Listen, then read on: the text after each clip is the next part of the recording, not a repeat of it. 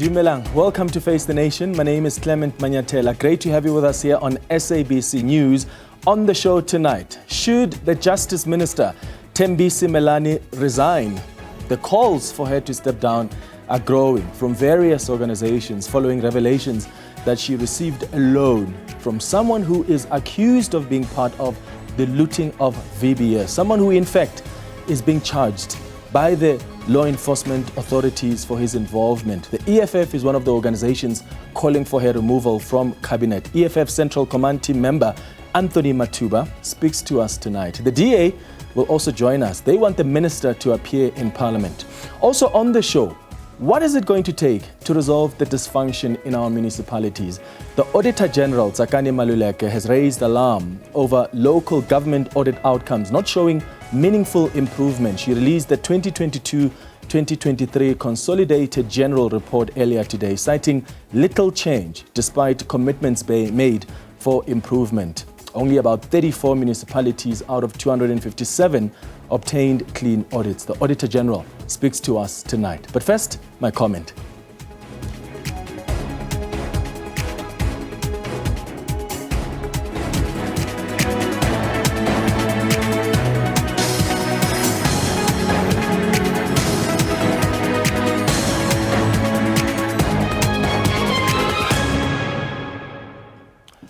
So, the Auditor General has once again painted what really is a gloomy picture for the state of municipalities and also the finances in those municipalities. Every single year, you and I always wait as the AG tells us almost the same story about municipalities. Things seem to be getting worse.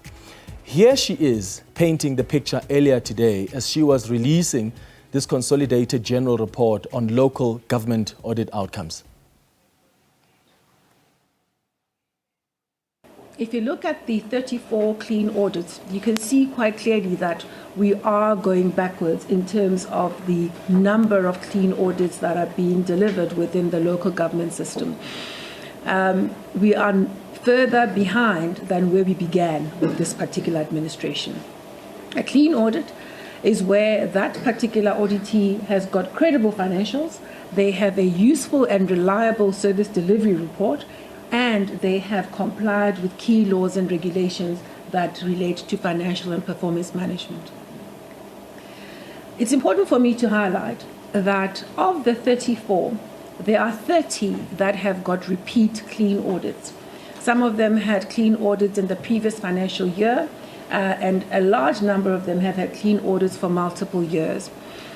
What that tells us is that these auditees, these 30 that have got repeat clean audits, have established the key disciplines, the key preventative controls to prevent problems, to detect them quickly if they should happen, and to act swiftly if they should identify them. So we all need to be concerned about the state of our municipalities. The AG's office is the only institution that by law has to audit and report on how government is spending taxpayers' money. And that money, my friends, is not being spent well. The current Auditor General and other Auditor Generals before her have always painted a gloomy picture of the state of finances at our municipalities, and things have been deteriorating with a few improvements, but obviously not enough to ensure the stability and financial health of local government, which is sad because local government is at the coalface of service delivery. It's actually the closest to local communities. It's supposed to be a catalyst for the provision of a basket of essential services. It's never going to be that, though, unless there are capable people that are running municipalities. It's never going to be that unless corruption is rooted out, unless there is financial sobriety. But things have become so bad at local government that businesses that are affected by the service delivery failures are taking government to court. And many have been considering packing up and closing shop. So these service delivery failures at local government are actually forcing businesses out of the communities, and that's leaving people without jobs. Whether it's Clover in the Northwest, remember that? They were so fed up and they announced plans to close shop and relocate its factory to KZN.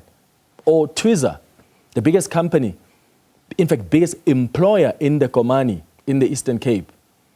They were so tired of the inefficiencies of the Enoch Mgijima municipality, which is failing to deliver services.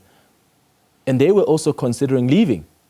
Or maybe you remember the chicken producer, Astral Foods. They were the biggest employer in Standerton in Mpumalanga, which had to fork out about 3 million rand at some point to make up for lost production. Why? Because of the lack of basic services in the Lekwa municipality, because there were water carts there. It's so bad that businesses are even litigating against government. So what is it going to take to stabilize finances at local government?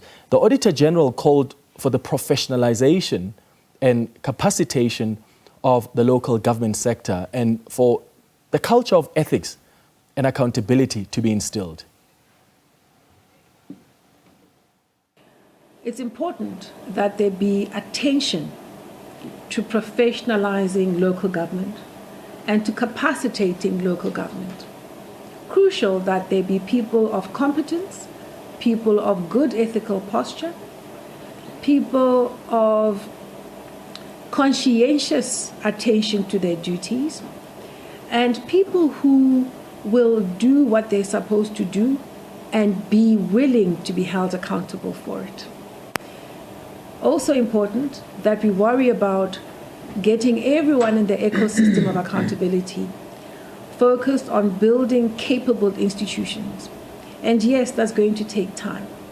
And yes, sometimes it's easier to chase the wind of submissions and disclaimers, as important as that is.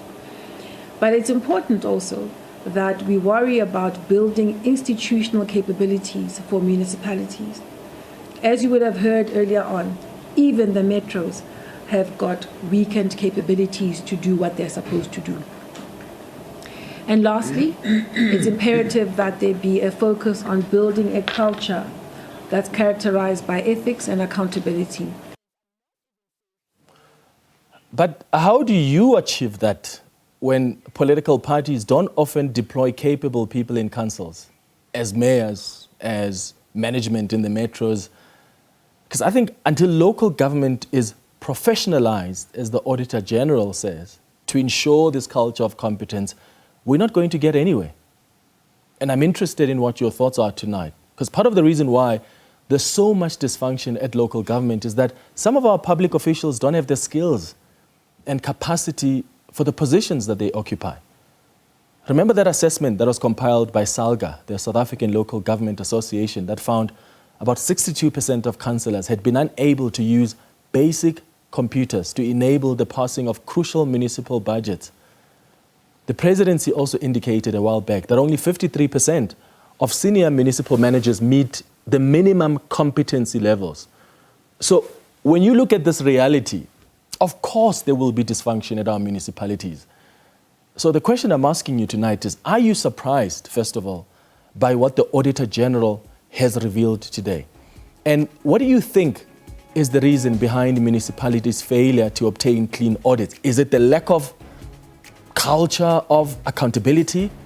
Is it because there's no culture of transparency or institutional integrity? What do you think is the reason municipal finances are where they are today? Please send us your thoughts on our WhatsApp voice note line. You can send your WhatsApp voice notes right now on 078 459 1897. Remember to tell us your name and surname and where you are sending the voice note from, and please keep it at 30 seconds. Alternatively, you can send us an X on @FaceTheNation SABC. After the break, we're going to speak to organizations that are calling on the Justice Minister Thembi Simelane to step down, the EFF and the Democratic Alliance. Stay with us here on Face the Nation.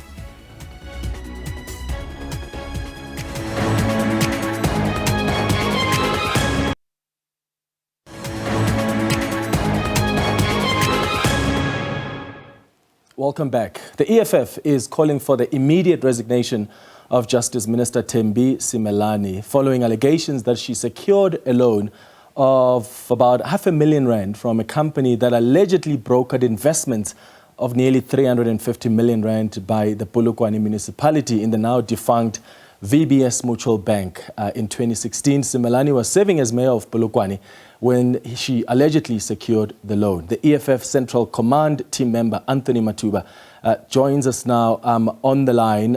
Anthony, thank you so much for making time for us tonight on Face the Nation. You are calling on the Justice Minister to resign following these revelations. Why do you want him? Why do you want her out as a matter of urgency? Yeah, thank you, you and viewers out there. The reason we want her out, you will understand that Thembi is now the Minister of Justice, and you can't have a Minister of Justice with a dark cloud of VBS, which currently VBS, those who are involved in VBS are currently going through the legal process. Now, you will understand that when Polokwane municipality invest money into VBS. She was a mayor, and you will understand that according to the Municipal Financial Management Act, municipalities are not allowed to invest money in banks registered under Mutual Banks Act. But during the time, Thembi allowed the municipality to invest service delivery money into the bank. So you can have a clear link between VBS, the company that benefited from VBS, and Thembi. So you can't have that character leading our the Department of Justice. My understanding is that all of that money was actually returned to the municipality. But who made the call for that money to be invested? And what action was taken against them? Do we know if Thembi Simelane at the time when she was mayor, she was the one advocating for the municipalities municipality to invest the money?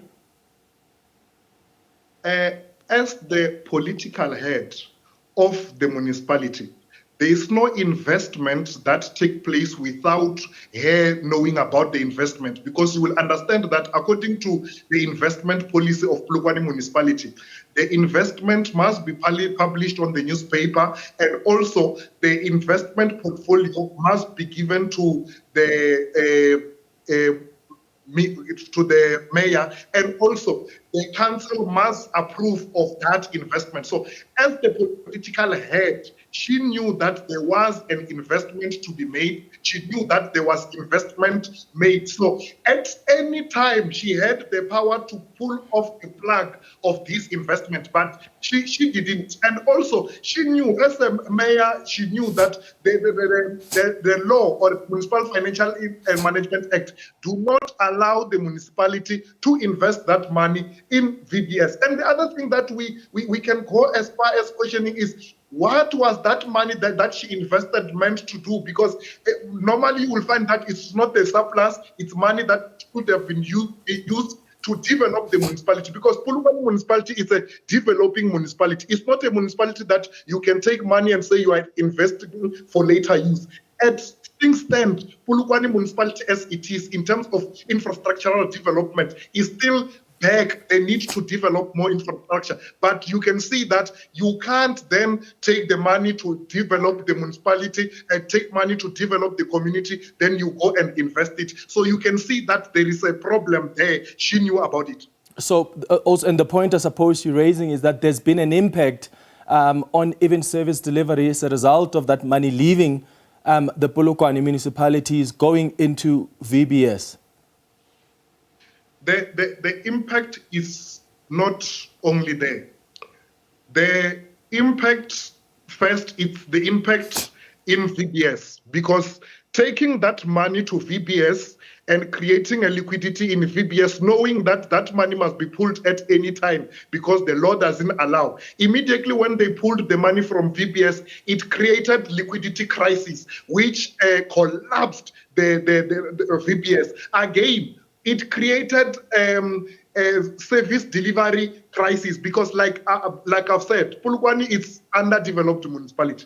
You have many areas where there's crisis of water. You have many areas where there's crisis of roads. Then you ask yourself, is Polokwane that way developed to a point where she can take the money and say, I'm investing for later use? The answer is no, because Polokwane is in deep rural areas and it needs serious development. Then you can tell that there was a mission to invest this money to VBS and catch it on the other side, because on its own, VBS didn't have money to loot. Then Thembi created conditions to loot VBS by bringing the money of the municipality to VBS so that it can be looted in VBS, because money of VBS was that of community members and burial societies. They didn't have enough for those who wanted to loot VBS to loot it. Yeah, and it's good to see you as the EFF standing up for that community. You mentioned in your statement as the EFF that the VBS scandal saw over 2 billion rand looted, and that has devastated the lives of thousands of ordinary South Africans, many of whom actually lost their life savings in that fraudulent scheme. But some of that money also ended up in the pockets of the brother of your former deputy president, Floyd Shivambu. In fact, he was forced to pay some of that money. Have you called on him to be arrested? Here, what we are dealing mainly with is the credibility of Thembi Simelane as a minister. But then you want to force me to talk about Floyd's brother, but let us go there. Is Floyd's brother on Terry Mutaung report? Because what we should have been discussing today is why was Thembi Simelane appointed as minister, knowing very well that there is dark cloud on her of VBS money? Even though the EFF, we've been saying it a long time ago that ANC leaders are the ones that are involved in VBS, but media try at everything they can, every corner they get, to try to push VBS to EFF. And now we have given you this. As EFF, we gave you and we said, when Thembi is involved because Polokwane municipality invested money when she was mayor of Polokwane municipality. Nothing was done. It is only now when white media is saying Thembi is involved in the matter. Now you are following the matter. And we've been telling you that it is the ANC that enabled the looting of VBS. And even those that are being arrested and even those that have vacated their positions as mayors, it's mayors of ANC, it's leaders of ANC. None of the leader of EFF is involved. But every time when a legal chance is got, we are being told by Wauna, we are being told about Gameka. But there is no, in any way where these people are answering in the court of law. There's no anywhere in Terry Mutaung report. Because even now with Minister Thembi Simelane, the Polokwane municipality is there in the Terry Mutaung reports, the initial report that gave us all perpetrators. All right, Anthony. Yes, Anthony, Thembi Simelane is also not in Terry Mutaung's report. And I'm not trying to deviate here. I've actually said to you as the EFF, it's so commendable that you're standing up for the people of in and around Venda who invested their life savings.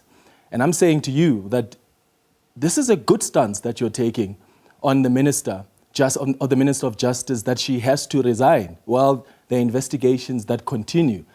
But why are you not making a similar call against one of your members in the EFF, Brian Shivambu, who received money from VBS? He has already admitted under oath, he has already paid over 4.5 million rand back.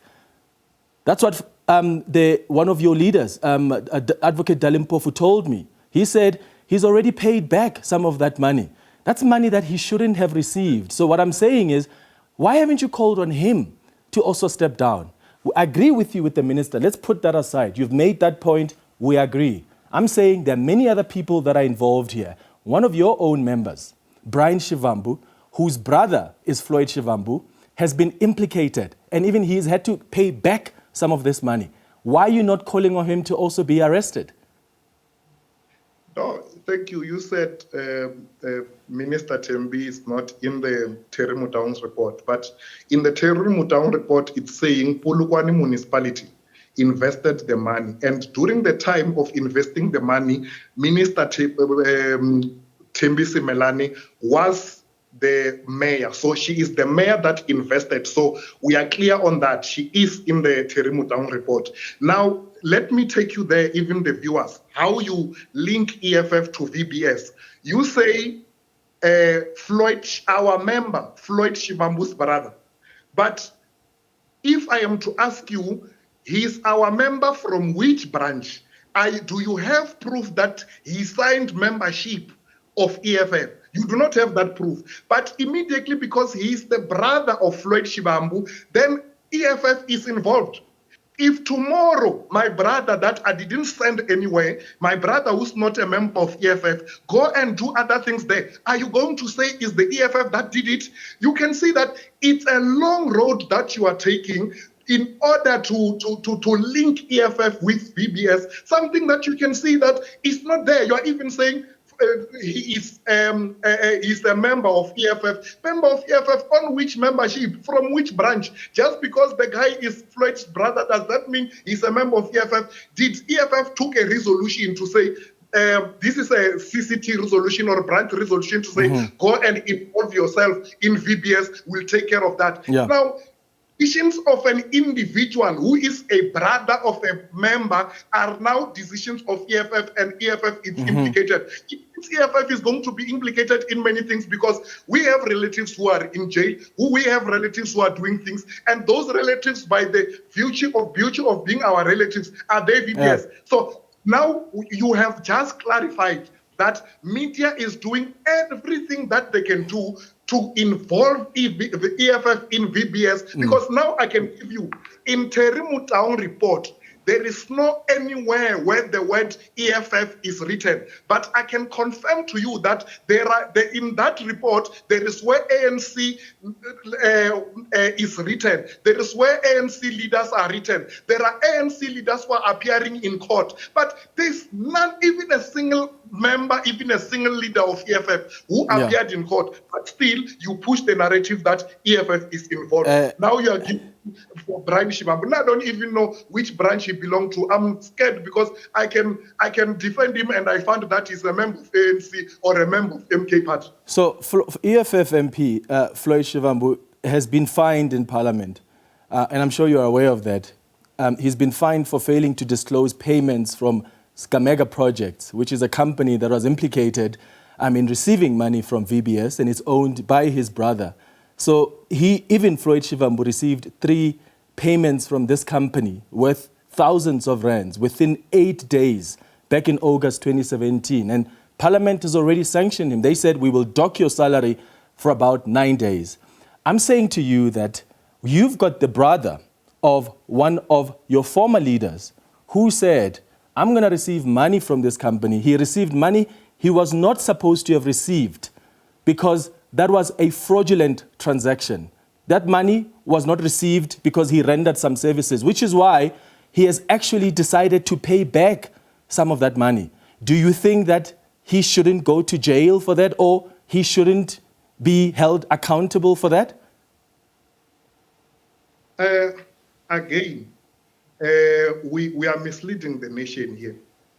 The Parliament didn't find Floyd Shivambu guilty of being involved in VBS. I never said that. I never said that. The guilty part of it, again, you are dragging EFF into family matters of the Shivambus. The Shivambu that has already left the EFF. But now you can see it's an individual thing, and you are comparing it with a minister. Here we are talking about a sitting minister. Yes, and we agree there. I've said to you that put that aside. Don't conflate the two issues. I've already said to you, I get your point. I'm commending the EFF. What a great stance for the organization to take. What about your consistency? When Zweli Mkhize, when there was a report on the then Health Minister Zweli Mkhize, somehow being linked to people who had looted the health department in that digital vibe scandal. You guys were commenting, even though that was a family matter. It involved his son. It involved someone who was who worked in his private office. So let's not talk about family private matters. We're talking here about people that have looted money. And as you said, Anthony, money of people that was saved in retirement savings. You're right to say there was the action against the minister. But why are you not pointing a finger and saying, but Floyd Shivambu also received money that ended up in Floyd Shivambu's bank account. And this very same Floyd Shivambu's brother has had to pay back some of that money because he had no reason to receive it. Why are you not saying as well that we are a consistent party that is not only going to point fingers at the minister, but we're also going to point fingers at anybody, regardless of what relationship they have with this organization, that have also received money that was looted from VBS? Our level of consistency is unmatched. That's why we even called media, where all media companies were called. Unfortunately, those that continue to link us to VBS Polyphon Vake didn't come. Now, as to the consistency, we have been telling you every day to say, if you have any tangible evidence, to say, we have evidence that Floyd is involved, we have evidence that Sgameka is involved, or anyone, if you come up with tangible evidence and you go and open a case, we are going to act. But as media, you have never done that. We are still waiting for you as media to do that. The only thing that we get is those fishbone graphs of who benefited how and all those things. There is nothing that is taken to the police. There is nothing. So we can't then act based on what media is giving us without any legal authority. Do you want people to act? You want the president to act based on what the media is giving people? And the media there is Polyphon Vake has done an incredible job in following the money. You want there to be action against the minister, right? But there must not be action against other people because that's what the media is feeding you. Polyphon Vake didn't do that. We have Terry Mutaung's report, which told all of us that the Polokwane municipality invested into VBS. So the matter is already there inside Terry Mutaung's report. Yeah, that's not true, Anthony. That's not what we're talking about tonight. We're not talking about the investments we're talking about the deposit, 500,000 rand, that was sent into this company that helped the minister buy a coffee shop. Where in Terry Mutaung's report did you find that detail? That is the detail that was revealed by the very same investigative journalist that you and some of your leaders in the EFF has consistently called bias, has consistently refused to believe some of her reports. Right now, she's giving you extra detail. The very statement you released as the EFF, I read it today. It's based on a report, an investigative report by the very same Polyphon Vake that as the EFF you've consistently said you don't believe what she has written and she's going after the EFF. We are clear about that. What Polyphon Vake does every time is to recycle the same stories about VBS. That's why ever since Polyphon Vake wrote about EFF being involved in VBS matter, there is not even a single leader of EFF that has been arrested. And even now, we are giving it to you because unfortunately, you understand that Cyril Ramaphosa loved them with dark cloud over their head. That is the same thing that happened with the former Speaker of Parliament. It's the same thing that is happening with Thembi Simelane. It's as if they are put to be ministers because they have dark cloud and they can't act on him. But we gave it to you. Even the President, Julius Malema, give it to all of you that Thembi Simelane is involved. It is there. The video is there. Yeah. So what Polyphon Vake is giving is not anything to rely on. We are giving you what is there already. It's a fact that's established that Polokwane municipality under Thembi Simelane invested money into VBS. And on its own, it's illegal because the law doesn't allow. Municipal Financial Management Act says you can't. Municipalities are not allowed to invest in banks that are under Mutual Banks Act. You only invest in banks that are registered under 1990. Yeah, let me thank you. To be clear, your EFF leader never said anything about the details that Folly van Beek and Carl Cohen have actually revealed in that report. I saw that video. He said, go and look at the Polokwane municipality and the monies that were invested. What any great investigative reporter does is actually take that and then go start investigating and speak to their sources. And that's exactly what Folly van Beek has done. And as the EFF, your statement, most of it, in fact, relies on exactly what Folly van Beek is reporting. You literally took what she has investigated and uncovered, you put it on your statement. But thank you so much for joining us this evening. Always appreciate your time. That's Anthony Matumba, who is the EFF Central Command Team member. Now, the DA is also calling for the Minister of Justice and Constitutional Development, Thembi Simelane, to appear before the Justice Portfolio Committee. The DA spokesperson, Vili Okamp, joins us now via Teams. Vili, thank you so much for also making time for us. You are calling for the minister to be brought before Parliament to account. Why are you not calling for her to resign? Well, Thembi, we're a party of the rule of law, and we've got to give the minister the opportunity to explain what happened there. And after she got that opportunity, people will know what's going on, and then from there on we can take further steps. But to just condemn somebody is not the right thing to do. So we have asked via our member on the Portfolio Committee, Advocate Glynis Breitenbach, who unfortunately can't be with us tonight here, but she has written to the chairperson of that Portfolio Committee and have asked for the minister to appear in front of the committee to come and explain what happened there. You have said in your statement that the allegations against the minister actually raise serious questions about her integrity and ability to fulfill her critical role of upholding justice. I mean, and I hear your point that she's got to come and explain herself before Parliament, but also you look at, she has not even denied ever receiving this loan. In fact, what she says is that she's paid back some of the loan. And I suppose what she will do when she appears in Parliament is also maybe provide proof that she paid back that amount of money. Are you saying as the DA that if you're not satisfied by her explanation in Parliament, you are going to call for her resignation and you're not going to feel compromised because you are now in this so-called GNU? From the DA side, we are here in Parliament not only as members of the GNU, but also here as a party that must still hold the executive to account. And that is why we have asked for Minister Simelane to come and appear in front of this committee. She can give the information to this committee. We must remember that the company Gundo Wealth Solutions, from whom she obtained that loan, apparently was not authorized to give out loans. So there's a lot of questions that needs to be answered here. Our biggest concern, and at least that is what she has to answer on, is that there will not be a clash of interest between herself and the NPA, who has got to investigate this, but the NPA resorts under her committee or under her portfolio. So it's very important that that needs to be cleared out.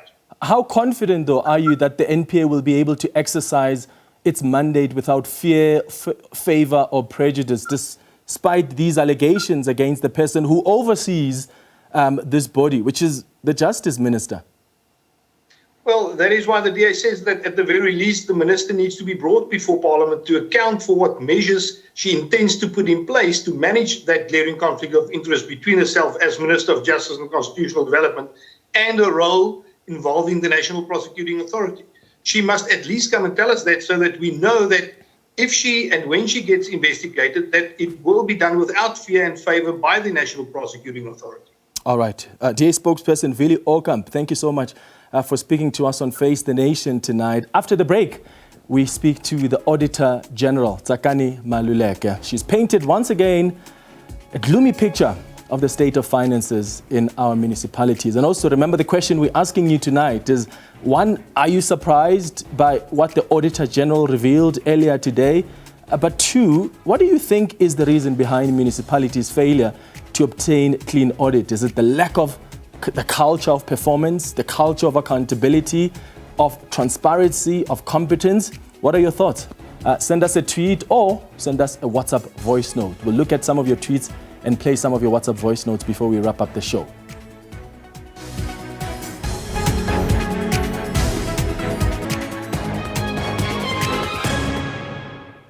Welcome back. The question we've been asking you tonight is, are you surprised by the Auditor General's revelations earlier today? And what do you think is behind some municipalities' failure to obtain clean audits? Some of your tweets have come through. Pizzo says, the reasons are obvious: pure greed and self-enrichment by comrades in local municipalities.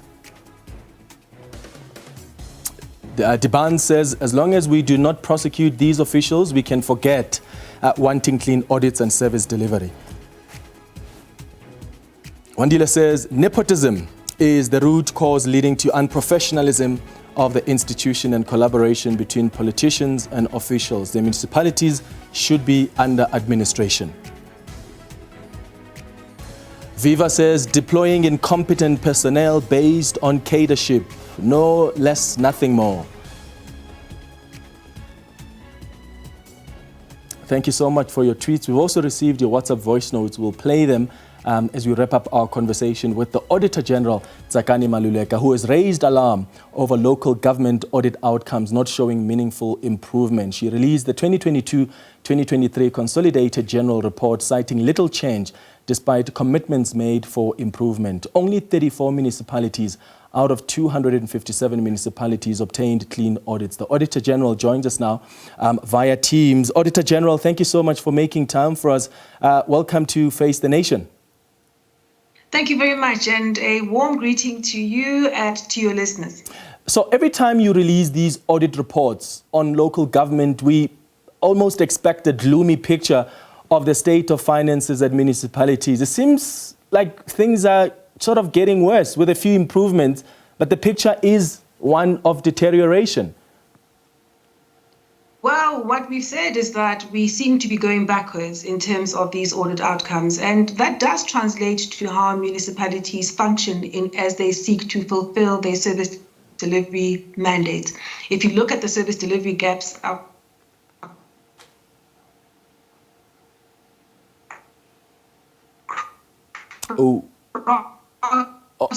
where we raise that.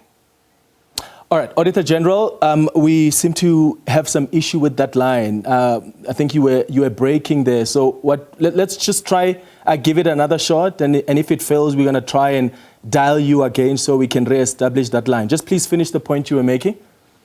Thank you. I was making the point that our message on the deterioration of local government audit outcomes can be linked directly to the deterioration in service delivery across many municipalities in South Africa.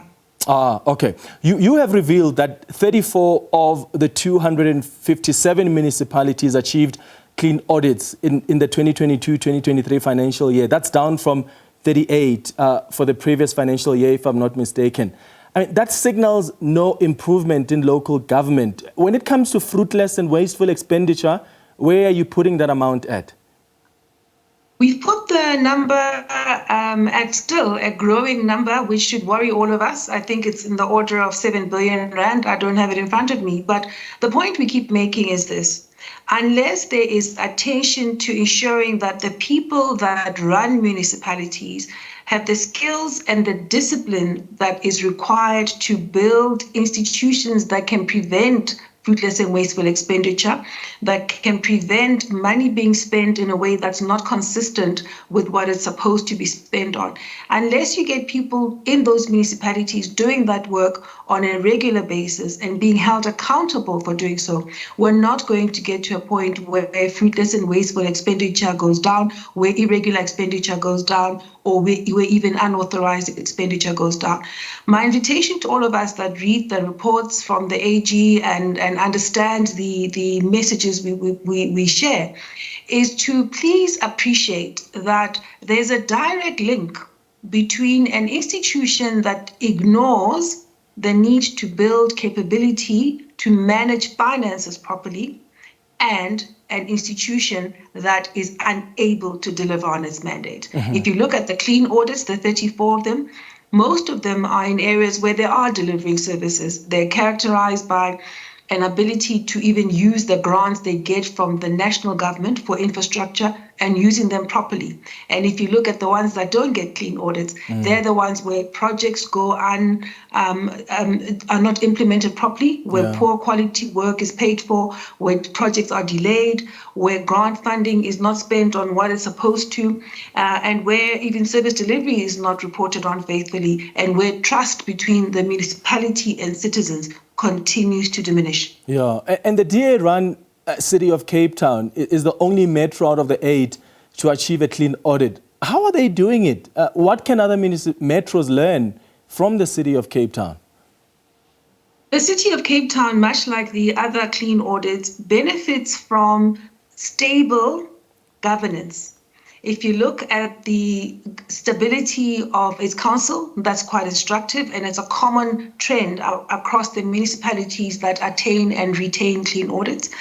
We also find that they have a stable and competent administration, and there is attention to long-term planning, as well as attention to the basic daily, monthly, quarterly disciplines.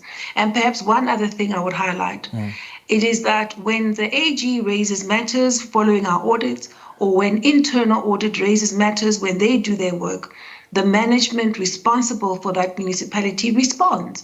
So it's not to say there are no weaknesses, but there is the right level of responsiveness and of responsibility in administration and the right level of governance and oversight within council. Yeah, and AG, I mean, when we look at the gloomy picture and how there's not a lot of improvement from your audit report, it's sad because local government is, as you said, at the coalface of service delivery. It's the closest to local communities. It's supposed to be a catalyst for the provision of a basket of essential services. But we're not going to get to that stage unless there are capable people running municipalities, unless there's corruption that is rooted, unless there's financial sobriety. How do we build a culture of accountability and institutional integrity? What is it going to take for us to fix the finances at local government? You know, we've looked at this over many years. We come back to one answer. You've got to get a quality leadership at the political level. The councils must be represented by people of ethical conduct and of competence to fulfill their duties, because the responsibilities of a council are quite significant. So you've got the provincial departments also needing to support municipalities. But for us, the major thing is make sure the councils are competent and stable, insist that they hire competent administration and hold that administration accountable. Not interfere, but supervise, support, and hold them accountable.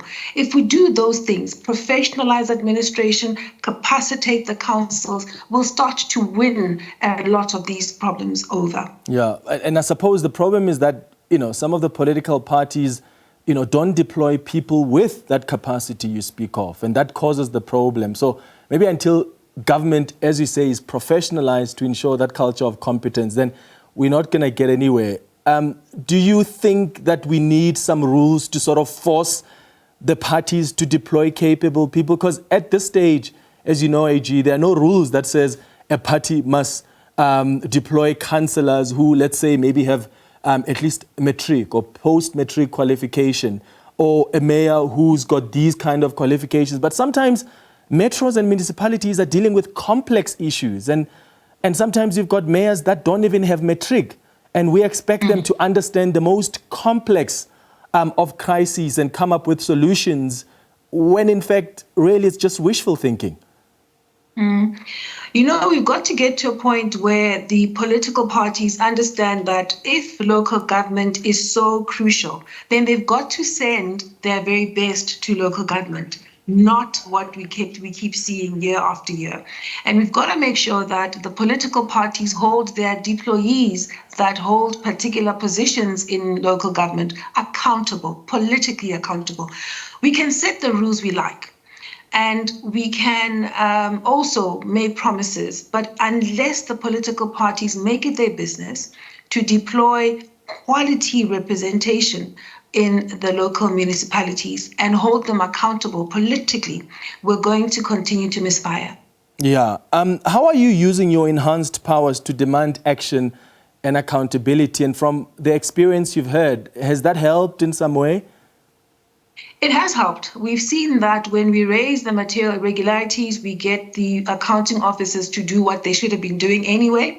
And so they do respond. It may also tell us that sometimes accounting officers are able to implement disciplinary measures, strengthen controls, stem losses, recover money that's being lost.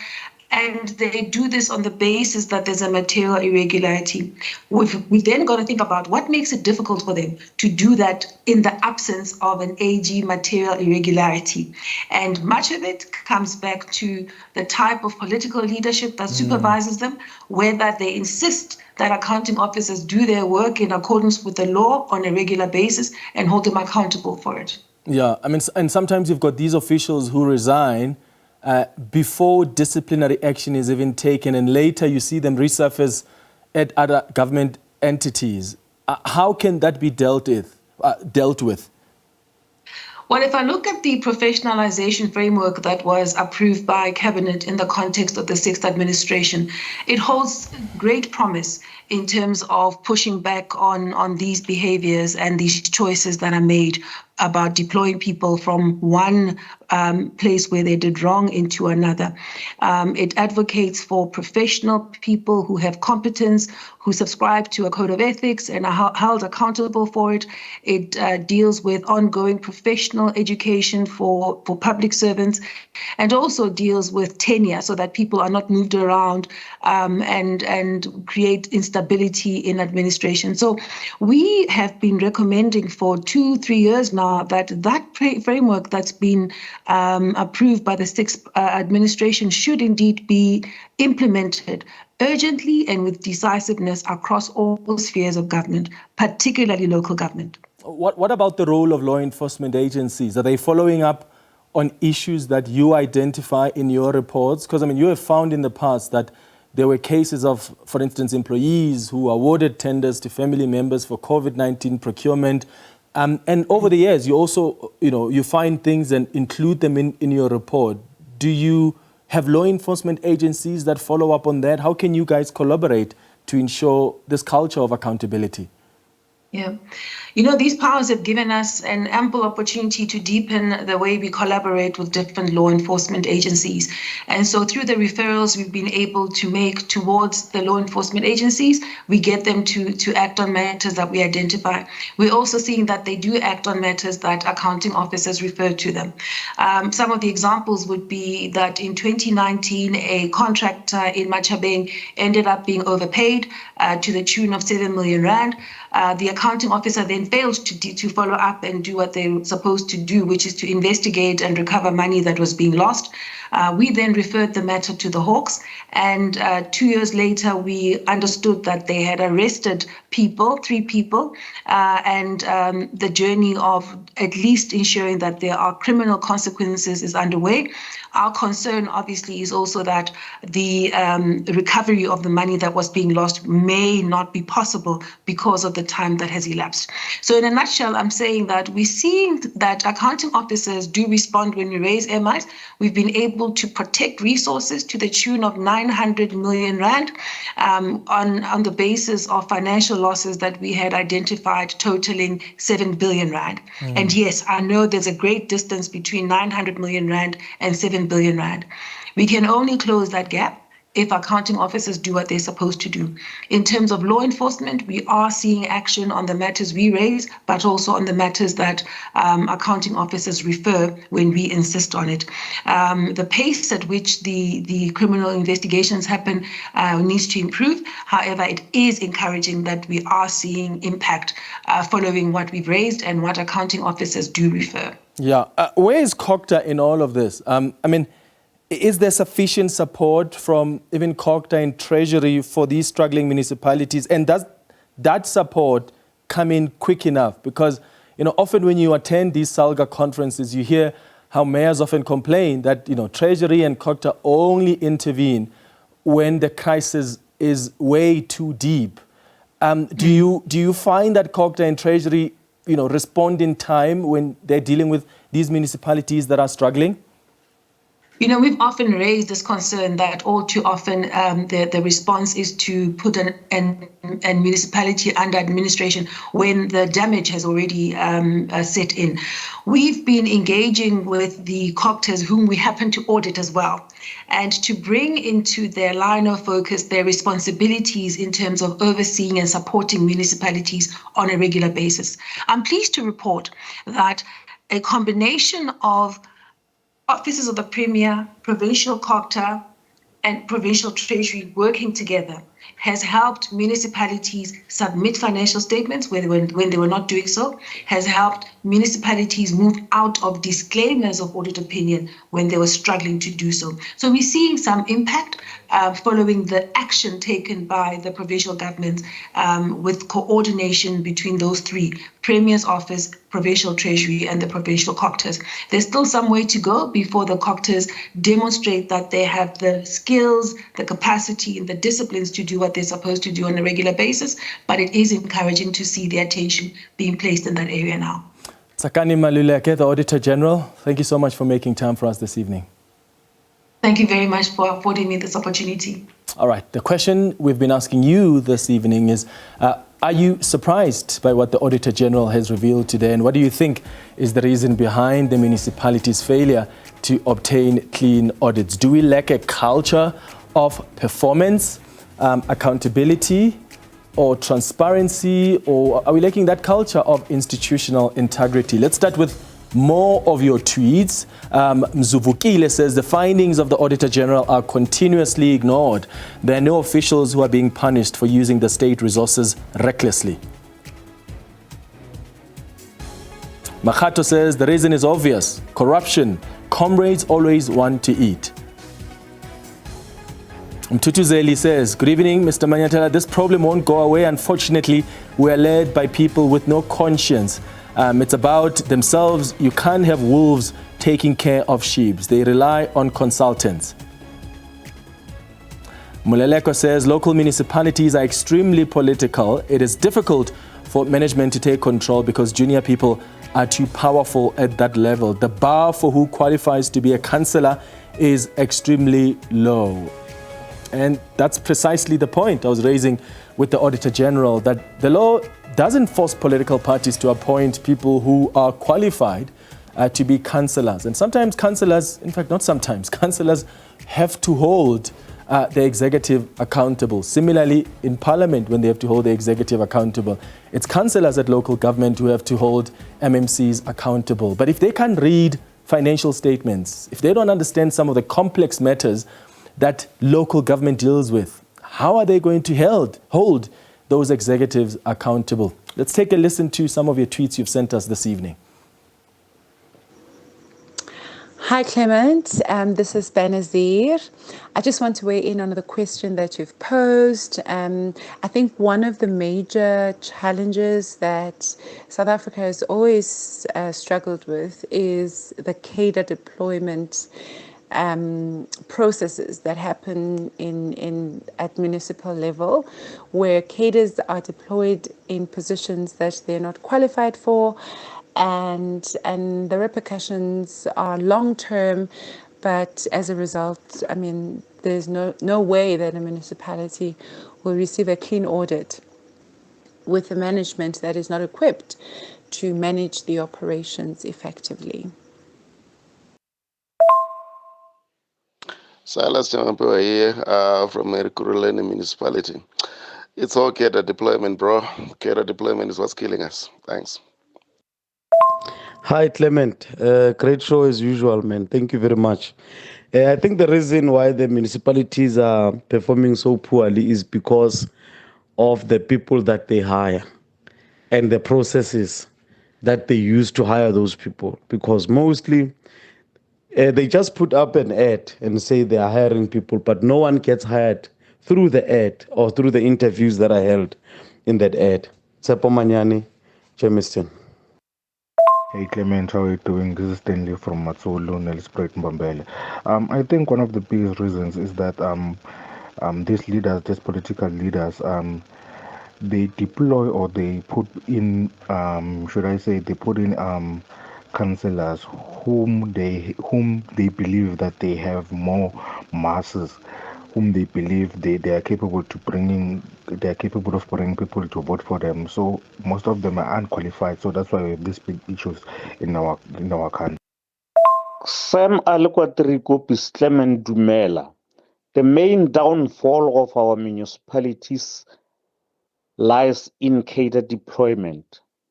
They don't hire people with expertise, but a person is hired because of their comradeship. Besides, the municipalities' finances are not closely monitored. Bye-bye. All right, thank you so much for your tweets. Thank you for your WhatsApp voice notes as well. And this is how we wrap up the Tuesday edition of Face the Nation. We'll be back on Thursday at 8 p.m. Thanks for watching. Have a good evening. Cheers.